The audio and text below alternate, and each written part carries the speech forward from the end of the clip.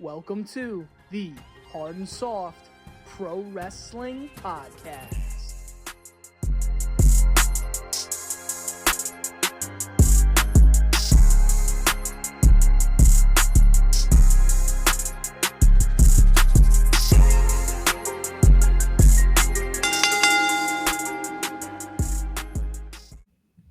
Yo, what's up, Hard and Soft Pro Wrestling Podcast Nation? It's the BIGSOFTIE. I can spell this early in the morning. It's the Big Softy. I am that strut daddy because I'll strut all over you, daddy. What's up, Big Hard? How are you this morning? Whoa, he's strutting all over daddy. Hey, yo, take me out to dinner. But yeah, man, Big Hard in the house with the Big Softy. Just here to review another classic match in WWE history. From 2012. So, hopefully you guys got your peacocks out and ready to rock and roll with us. Softy's peacocks out and loaded. Like Big Hard said, Over the Limit 2012. It's not the main event we're going to cover, but it certainly is on the card. CM Punk versus Daniel Bryan 2012. It's kind of the beginning of the Yes movement. And it's funny. The two have a nice little storyline going, and this is a solid pick for an episode because I like the fact that both of these guys have that little edge to them where they know there's a certain man, god damn it, sitting back there in Gorilla that never thought a CM Punk and a Daniel Bryan from Ring of Honor would be the champion and main eventing a pay-per-view for Vince in the WWE. Yeah, and 2 years after this, Daniel Bryan main events WrestleMania 30, and the Yes movement's full effect.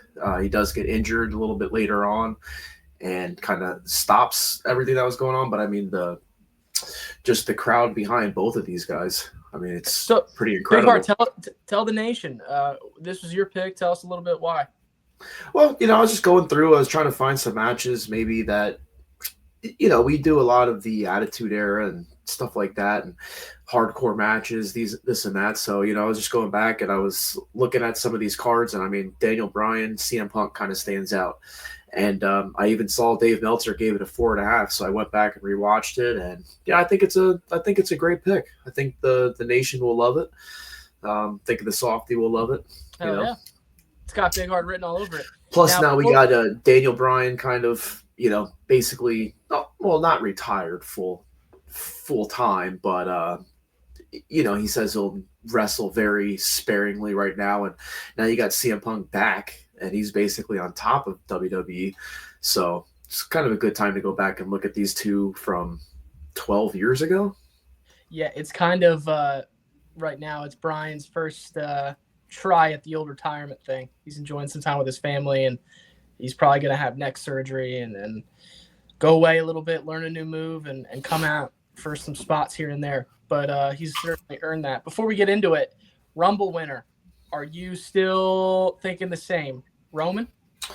I don't know. Roman just got entered. I was watching SmackDown, so Paul Heyman says Roman's in the Rumble. It's got Rock interference written all over it. Yeah, I don't know. It's a tough pick because the top four are going to be pretty incredible. I'm pretty sure the top three are going to be Roman, Cena, Punk. And maybe you throw Rollins in there. Maybe you throw Drew McIntyre in there. Maybe you throw I'm trying to think of who else they could put in there or elevate somebody. But I don't think this year it's going to be about elevating anybody. I think it's either going to be Cena, Punk, or Reigns.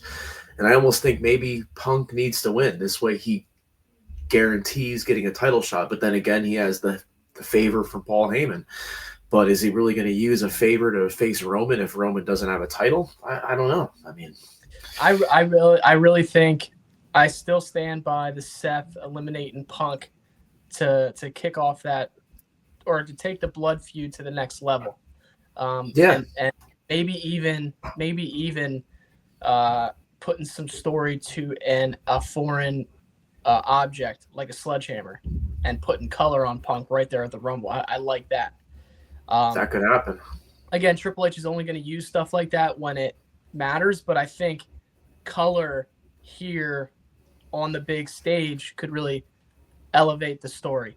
But I don't know, man. As it gets closer with Roman winning Tribal Combat and Paul coming out and declaring that Roman's in the Rumble, wants to get his title back.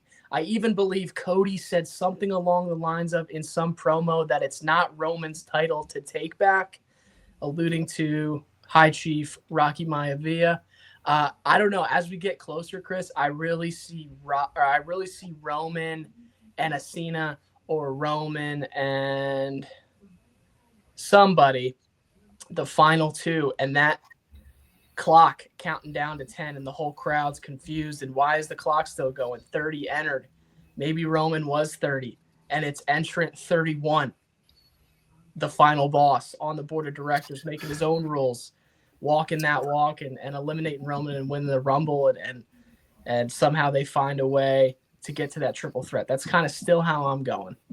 Yeah, I mean, there's lots of possibilities. You never know where it's going to go. So we got a couple weeks to see what Raw and SmackDown shows us. But yeah, it's going to be good. That's for sure.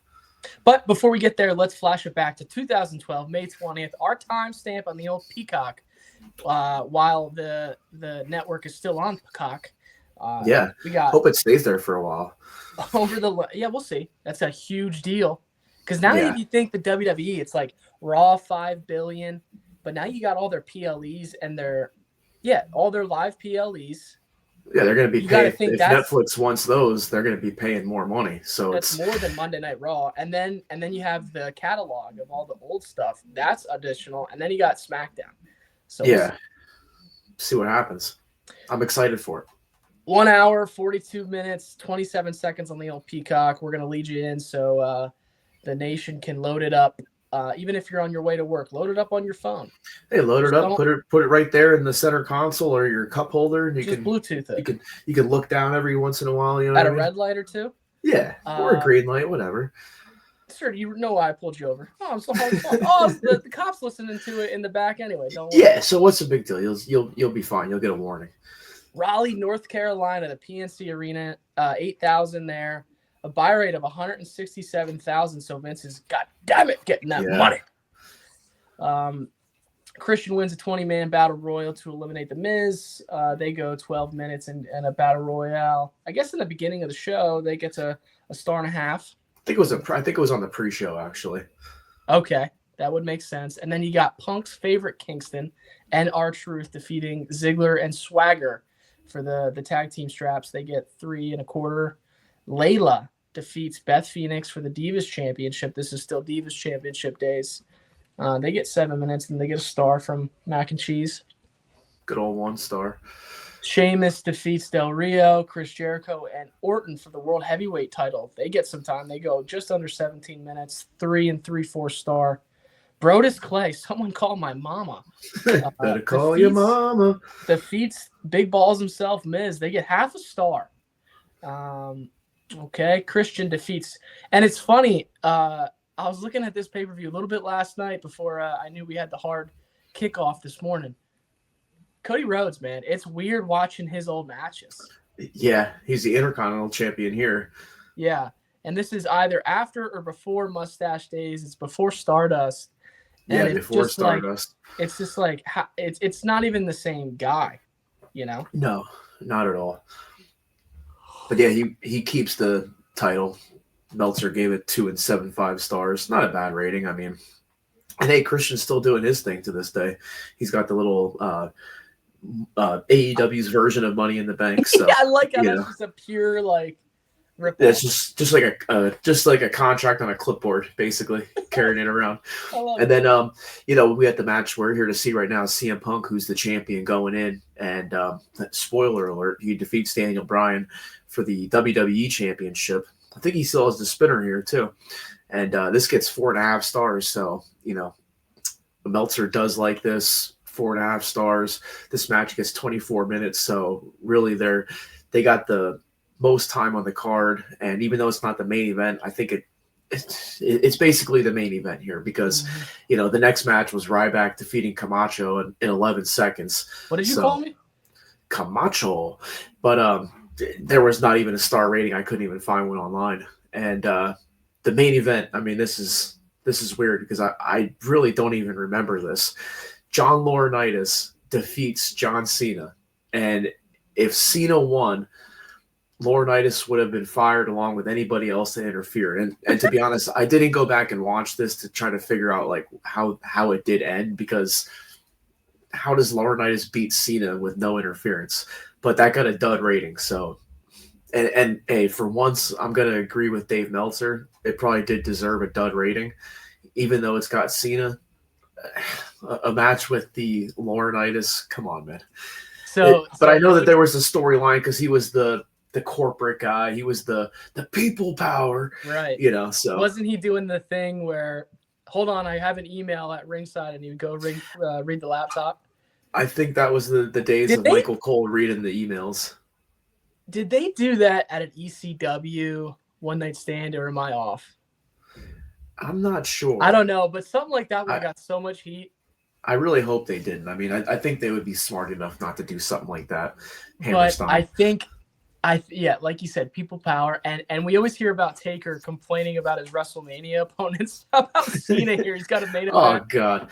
I mean, in this time he was fighting John Laurinaitis, Kevin Federline.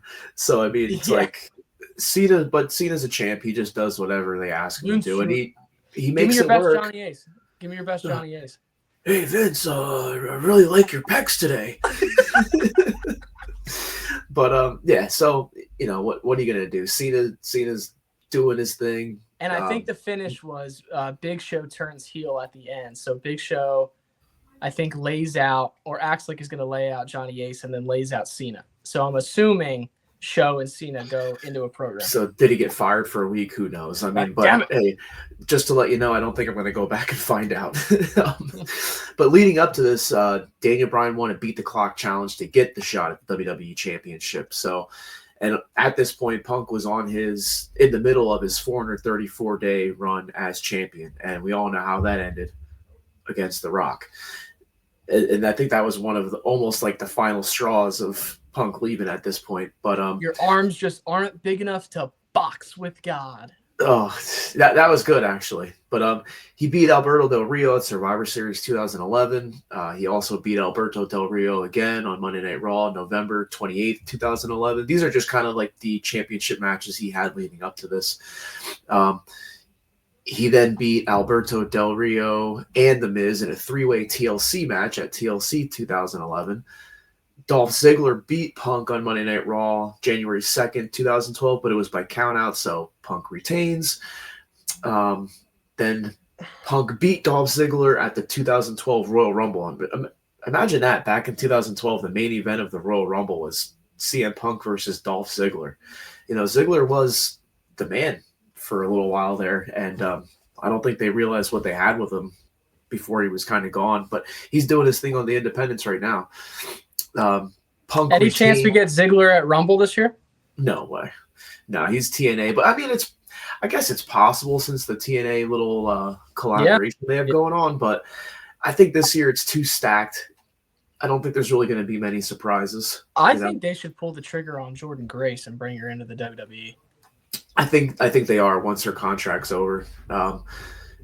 Punk retained at Elimination Chamber. He went up against The Miz, Chris Jericho, Kofi Kingston, Dolph Ziggler, and R-Truth. Look at that, R-Truth in the Elimination Chamber. That's pretty sweet. Punk beat Chris Jericho at WrestleMania 28 and Monday Night Raw April 2nd, April 9th, and April 16th. So 3 weeks in a row, Punk went against Mark Henry.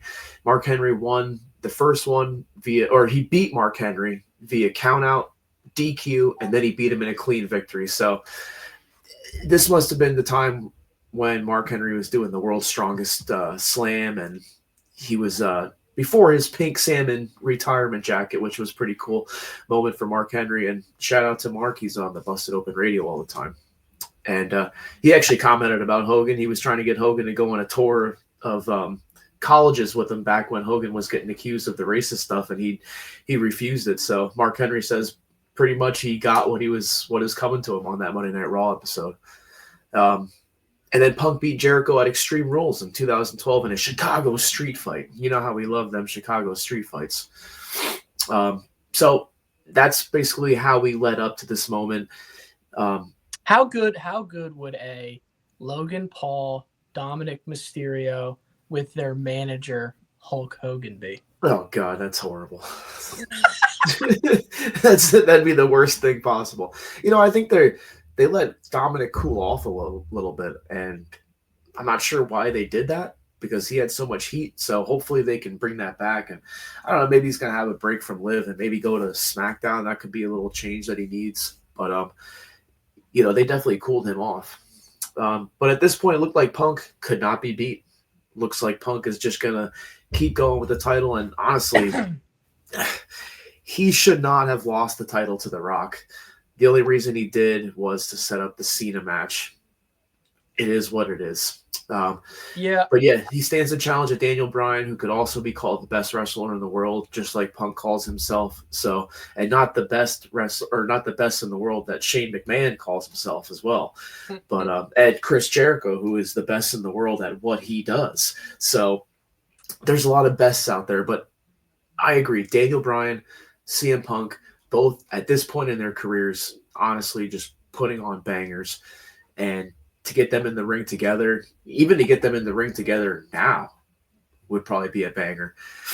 And hey, you never know. It could happen because everybody usually comes back to the Fed. You never know. Daniel Bryan could come back. At least for a Hall of Fame induction. Yeah. Maybe not a match. That's the thing. I know they have the Cauliflower Alley Club, I believe, which is kind of pro wrestlers, the boys high. It's a high standard for the boys. It doesn't get the recognition of. There is something very special about the WWE Hall of Fame. Now they've done their best to taint it with putting Drew Carey and Trump and Tyson and all those guys, but. There's certainly a lot of guys. Like, I don't know if Arn Anderson's in the Hall of Fame, maybe as the Horseman. Well, the four horsemen are, yeah. So there's certainly a lot of guys they got to get in there. But I think I could even see Dustin Rhodes making his one last night, helping Cody at some point, and then going on to be in the Hall. I could see that. I was hoping that was going to happen at Mania last year, but I guess Rhodes Dustin's still under contract, so that's not going to happen. But I think it could happen at the end of his contract. Like if they're not going to re-sign him, he could definitely come in and just do a little interference, not for a full run, but maybe Goldust and Stardust can come back. You never know. But Punk at this time, man, I mean, part of his aura is he was a workhorse champion. I think he's starting the taped wrist with the X's, but he's also got the taped elbow. So he's all taped up and banged up, and he's been on every show, makes every town. He's got the spinner. He's got his T-shirt that sells. Look at all the signs as I look at my peacock and T-shirts of his. But the reason, some of his aura, which he's, I think, actually lost, it's different now because he's a little more polished. But back in the day, like, you put him in the same ring with The Rock cutting promos, like, there is that thing that we can all relate to as fans where Rock's looking down on him. Rock's looks like a movie star, a.k.a. he is a movie star, $1 million.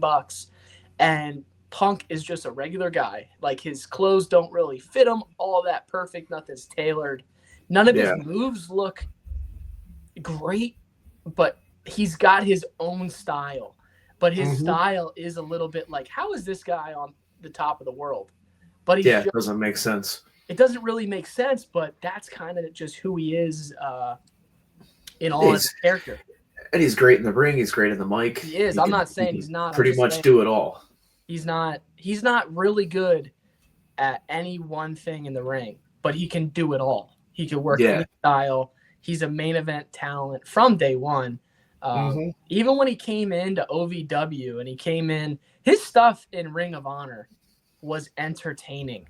Like, his entrances when he was kind of doing his farewell tour, like, there was real emotion.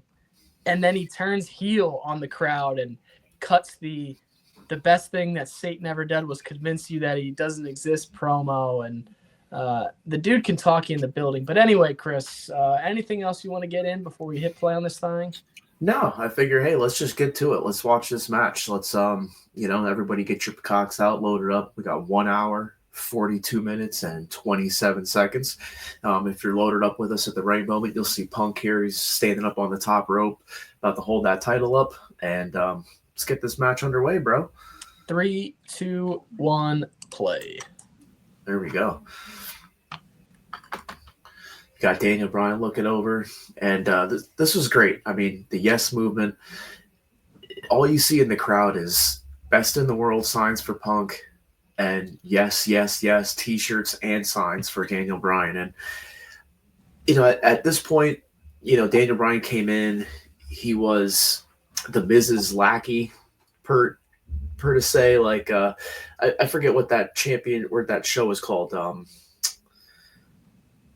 It was like the NXT before the NXT really started. It was like on a competition show almost. Tough Enough? Was it Tough Enough? Is that what it was called? Maybe.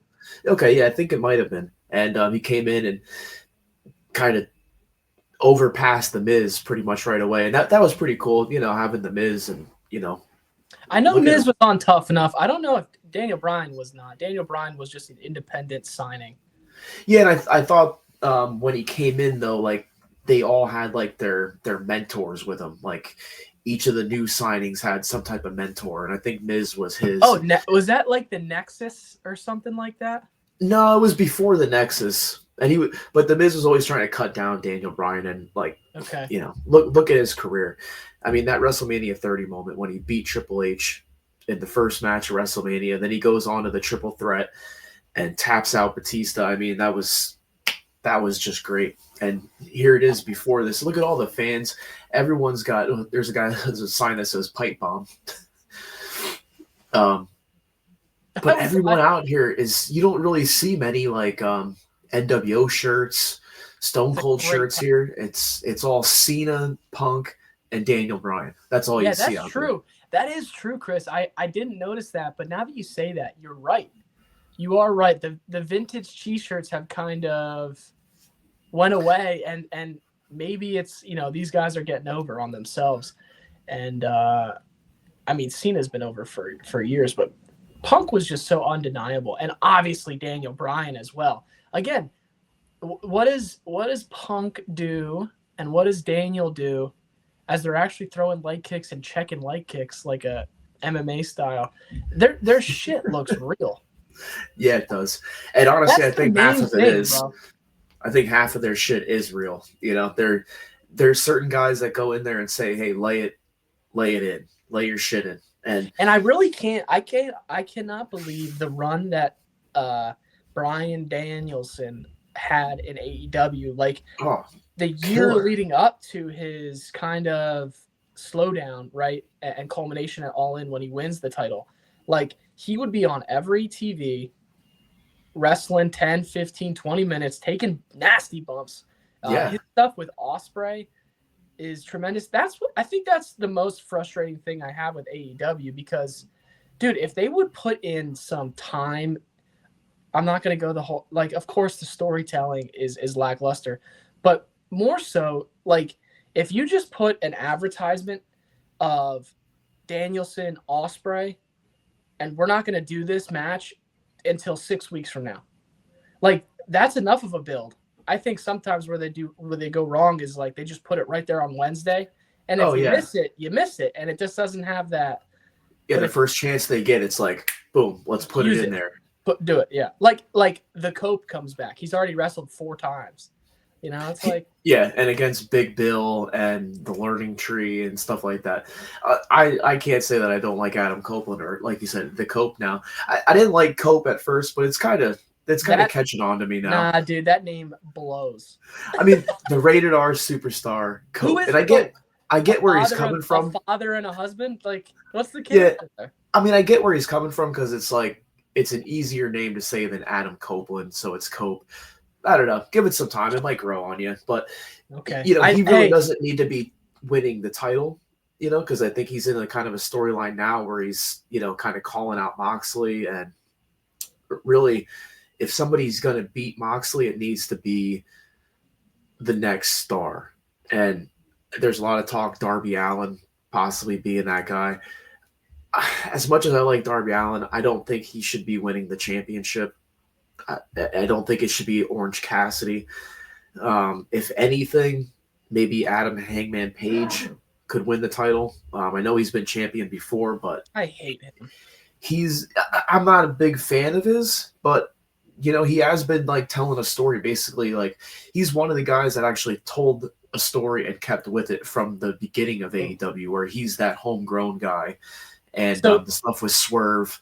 What a spot here, Chris. I'm sorry to cut you off. Bryan does his backflip, run up the ring ropes. I love that. And just the little thing that these guys do, they're such pros. He hits the backflip, nails it perfectly. Punk goes under Bryan, but as Daniel lands, he sells the knee.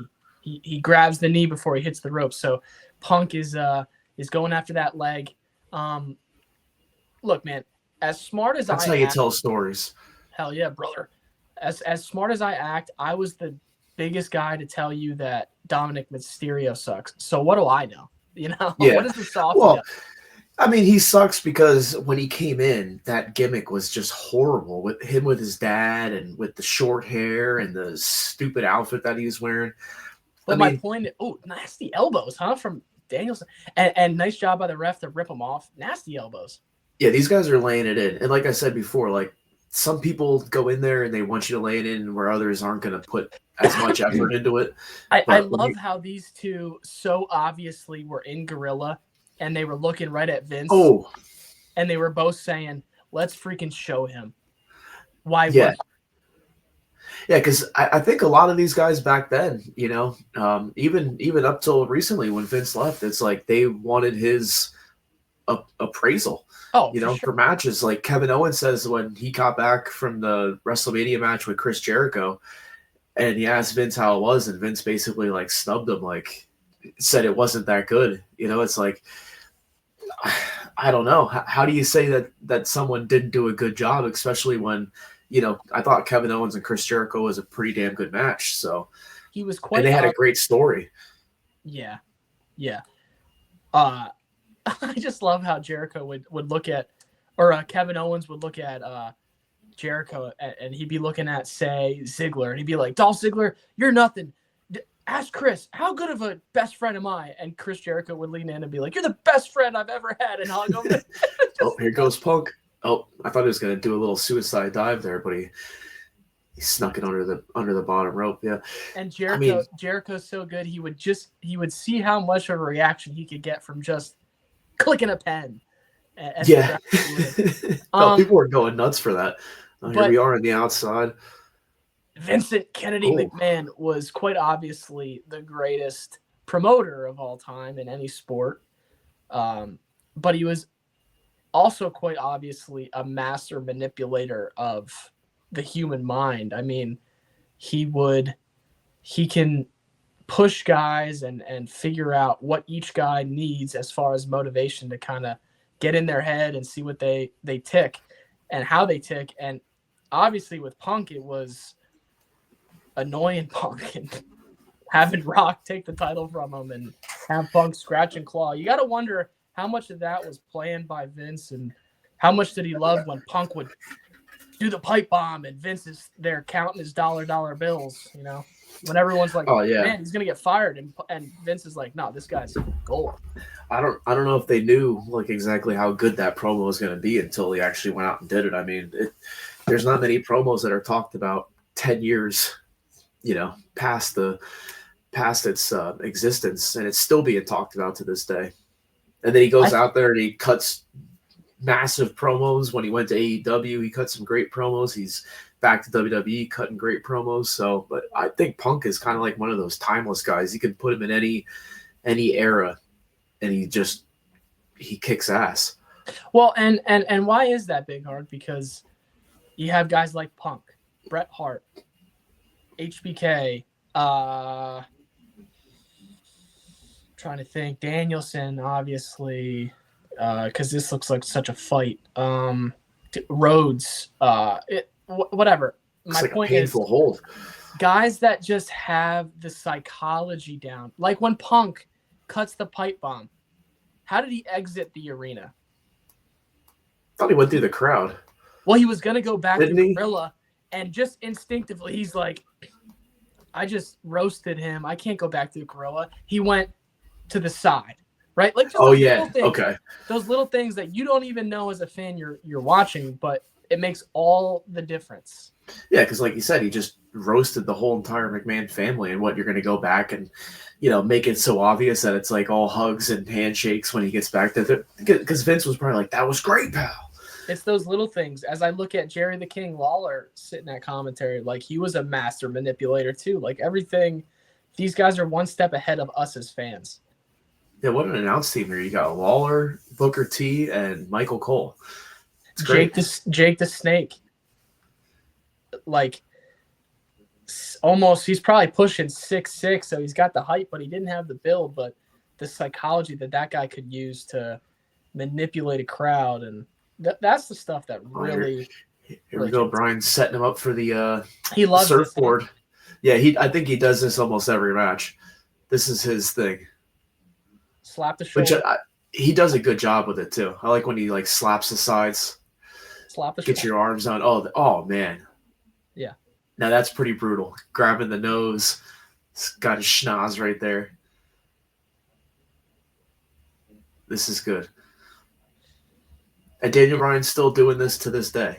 Yeah, camera caught a little call right there, but see, I think when Daniel Bryan, or Bryan Danielson, as they call him now, when he won the title at All In from Swerve, it's a good moment, but I still don't think that Swerve should have lost the title there, And I think like you hear stuff, and Daniel didn't even want to win the title really, but I think it's Tony Khan almost, wanted him to win that title so that look at this, how much he's freaking bending his back, face right in his face, just screaming at him. That's pretty nasty, huh, Big Hard? Yeah, that's got to be pretty brutal. I mean, I would not want to be caught in that. Now he has him in like a reverse headlock with the leg lock still going. Ref's in there. Do you tap, Punk? Do you tap? I'm surprised he never got that Pepsi tattoo covered up. Or something. I mean, I guess I don't know if he could get it covered up because it's so big. I can see you getting it. Just a Pepsi one, yeah. Yeah, maybe I will.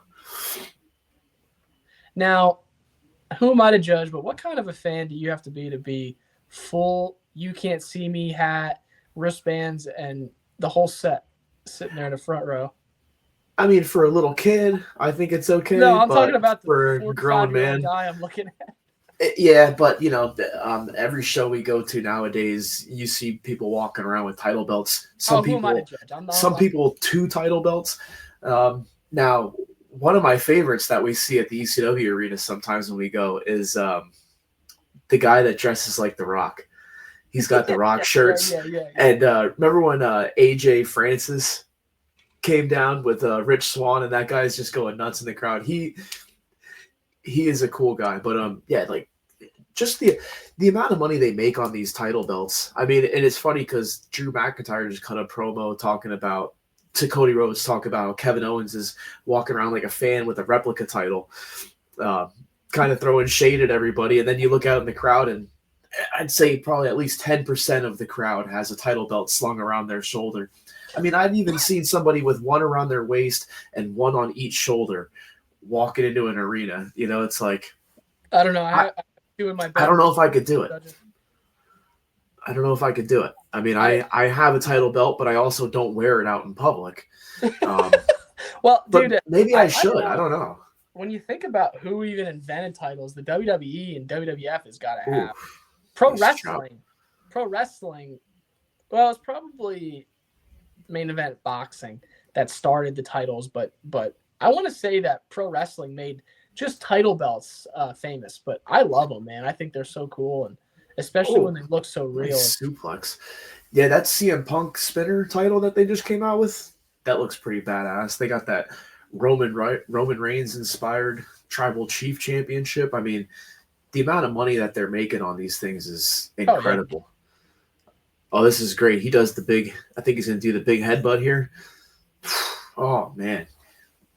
And he's still doing that to this day. And, he had to retire in WWE, and then he came back. And honestly, his run as the heel when he was doing like the environmental championship, when he had the one made of wood, That was pretty cool.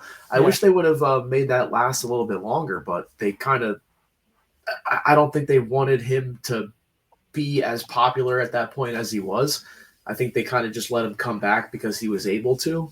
And I don't care where you put him, he gets over. He gets himself over. He lost to Sheamus in 11 seconds at WrestleMania, and he still gets over after that.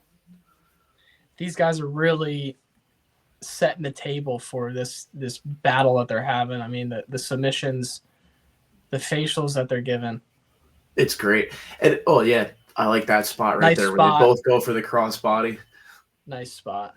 Nail each other. Now they're both down. Take a little rest. Take a breather. Shake it off. Bryan's debuting the beard. He's starting to grow it out. This is a lip ring Punk era. Yeah. You don't see Punk with the lip ring anymore. But he does have more tattoos now, I think. Now, this is before or after Bryan and Kane are a tag team. I like that stuff. Kane's got to go to anger. I think this is before. Yeah, that was good. Team Hell No. That was some good stuff. I mean, hey, they put a lot of stuff on Daniel Bryan that shouldn't work, but he honestly made it work. And like I said, when they did the whole – actually, I think during one of Raw's recent video packages, I forget what episode it was, but it was recent that they did a video package of like Raw's best moments. Mm-hmm. And they put the moment where Daniel Bryan had the fans coming in and hijacking Raw for the Yes Movement for him to get to WrestleMania. They actually had that on the video package, which was pretty cool. And even during Rhea Ripley's match, just on this week's Raw, Michael Cole mentioned Edge, bringing her into the Judgment Day and using her self-doubt against her to bring her to the dark side of the Judgment Day, which was pretty different because usually they would never mention somebody from another company. I wonder what Triple H's thoughts are on all of that because, I mean, you saw on this the week before Rollins mentioning Punk's AEW run, and even you remember DX going into the Hall of Fame, there was numerous AEW with Billy Gunn, hey, you can't fire me. And then Triple H saying, we'll buy that pissant company just to fire you again. And even HBK saying, Billy, thanks for being all in or whatever. I wonder what Triple H thinks because, you know, you never want to give the competition. I don't know. I think when AEW does it, I mean, when they did it in the beginning, I thought it was because it was the Revolution. It made sense. But nowadays, when you do it, it's just like it's kind of almost like that low-hanging fruit. Right. But I wonder what Triple H thinks. I mean, obviously, you're seeing it here and there. Now, part of that probably is the guys are a little more unscripted than the Vince era. But... Oh, nice drop kick there. One of the funny things is when Punk was in AEW going against MJF, and he said, why don't you go to the other company and main event night 4 of a buy one, get one free extravaganza. You know, now Punk would kill to main event either night. I do think he should get his main event because if he doesn't get it this year, he's not going to get it. I think this year is kind of that's it, you know. They're certainly pushing him, man. I mean, he's gotten big wins and he's freaking delivered. I mean, the poor guy's in there putting on clinics and the guy does not, he's quite obviously in his mind, like, I can't go out there and not burn it down. Oh, he's got him in the figure 4, setting him up for the sharpshooter later on in the night. Now, we were talking about T-shirts, Big Hard. If you could only keep 3 wrestling T-shirts, what would they be? You could only have 3. I mean, it would have to be NWO. It would have to be Austin 316. And my personal favorite, shout out to the meanie, BWO. Honestly, I don't know, but there's a lot of good ones. I mean, Punk has some good shirts out there right now, but I think for me, I always go back to the classics. And I didn't even mention DX in that. But I think it would either be, I guess, BWO or the DX. But just for me personally, I love the BWO shirts. You know me, I pretty much buy one every time I see the blue meanie. I think I have I think I have 3 regular BWO shirts, and then I have like 4 other of his variations. I have the Meanie Mania one, which is a great shirt we bought this year at the Meanies party during WrestleMania weekend. And that's a nice little soft fabric, you know, so when you feel it, it's nice and soft on the skin. McCuskers. Was he there at the time? Who? He was there when we were at the other bar.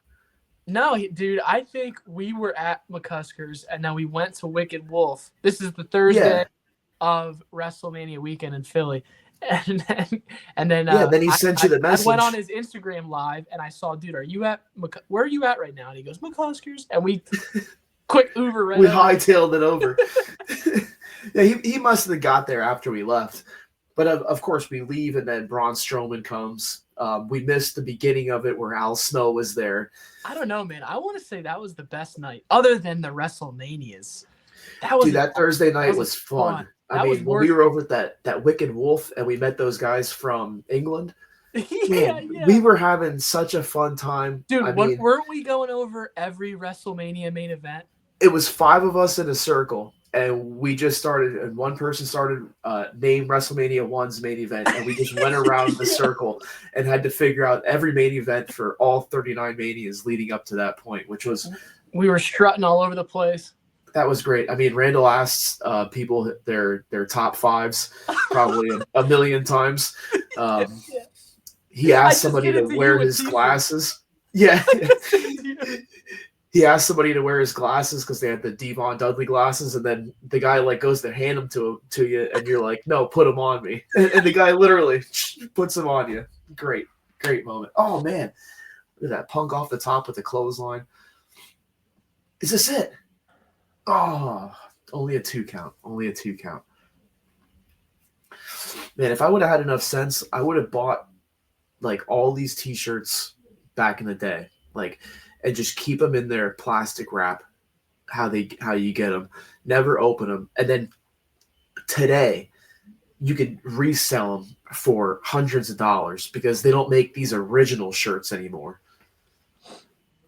I got to give a quick plug to Tilly's. Tilly's has some great vintage wrestling shirts. Yeah, you got me 2 for Christmas. I just got a Cena one. A Cena one? Yeah. Chain Gang. It's on sale. Bobby Knuckles. I don't care what anybody says. A lot of Cena's movies, they're hilarious, man. If you ever Ricky Stenicki, dude. Yeah, Ricky Stenicki is great. I could actually go back and watch that one again. Dude, I even liked back in the day. I think his first movie, The Marine. I loved that. Yeah, the Marines were good. I mean, didn't they have Randy Orton in one of them too? Yeah, and The Miz, I think. Yeah, The Miz did a couple of them, I think. And Doink the Clown. You ever watch the Dark Side episode of Doink the Clown? No, I don't think I have. Oh man, a monkey flip over the top, and Daniel Bryan catches that would be a cool spot in a Royal Rumble. Yeah, monkey flip over the top, but that's a risky spot though. You might actually eliminate yourself on accident there. Nice swinging. Oh, I love the nice sell by the ref. Oh, Punk grab. I like that. I've never seen that actually. Where he grabbed the leg off the rope and then went to pin him again. Yeah, that was good. Yeah, Nation, if you're not watching this with us, you should really go ahead and hit pause, load up your Peacock, and throw this on. But hey, I don't want to, make you have a bad day. So make sure you stop it before the Cena John Laurinaitis match. It is upcoming, but there is a buffer of an 11-second match between Ryback and Camacho. Do you think Ryback will ever come back? No. Yeah, thank God. That guy's like the troll of all trolls. I seen a video online the other day. I didn't watch the whole thing, but I seen he posted a video eating 3 new Whoppers from Burger King that came out. It's like Ryback's now doing Whopper reviews. I never got into it, but Ryback at this time, Ryback could have been one of the guys to face Taker at Mania. He was big time. I mean, they had that feud between Punk and Ryback. I mean, and they had that match in the steel cage where Brad Maddox turned on. I think he turned on Punk. Did you catch any of Chris Van Vliet's interview with Seth Rollins he just had? No, I gotta watch that. I would watch it purely for. I like his podcast. I hate how YouTube ads and every 5 minutes there's a YouTube ad, and then as soon as I skip that, then it's like an ad An for in-video ad. for T-shirts, and then I gotta fast forward that, and then another ad pops up. Anyway, Softy's getting hot. He's making money off them ads. Yeah, Rollins really alluded to how real his hatred for Punk is, and he kind of broke it down. It certainly adds to their story, but after listening to that, it seems pretty real. The feud in real life. Nice spot there. Hey, and there's something I can almost guarantee for the nation is that you will never have to deal with ads on the Hard and Soft Pro Wrestling podcast. Unless we get blue shit. You know, I had a buddy of mine yesterday tell me that he went to try to watch one of our podcasts on YouTube. So he's not signed in to his account on YouTube. And it said that he needed to sign in because our podcast was age restricted. Which doesn't make sense to me.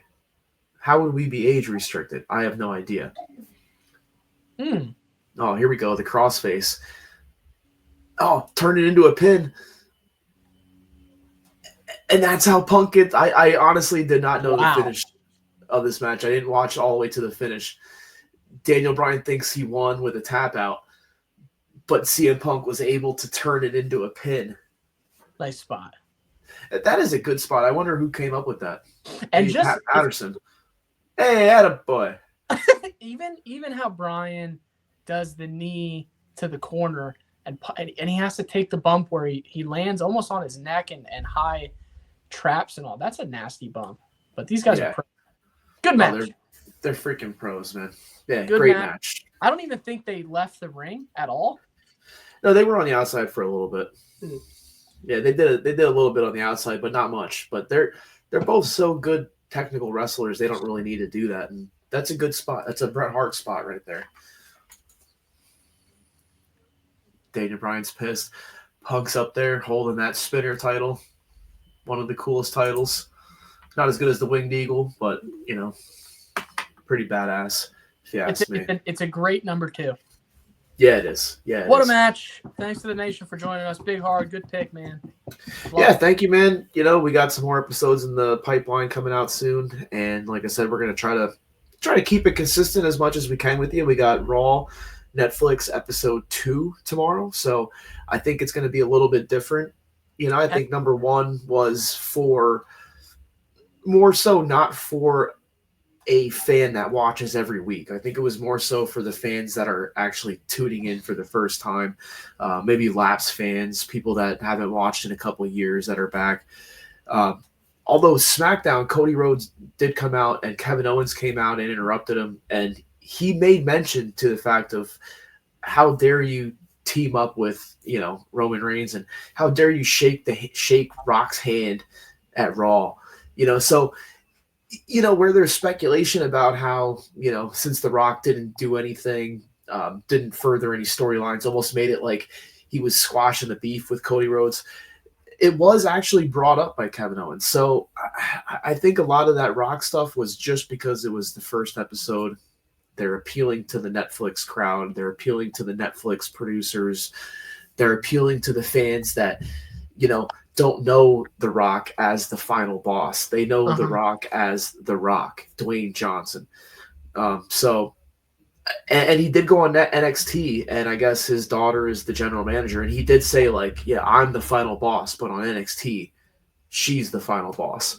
So, you know, don't look into it too much. Let's see where the story goes from here. But, you know, I'm excited to watch Raw tomorrow night. And I think they're still 100% going there with Rock, Roman, and Cody.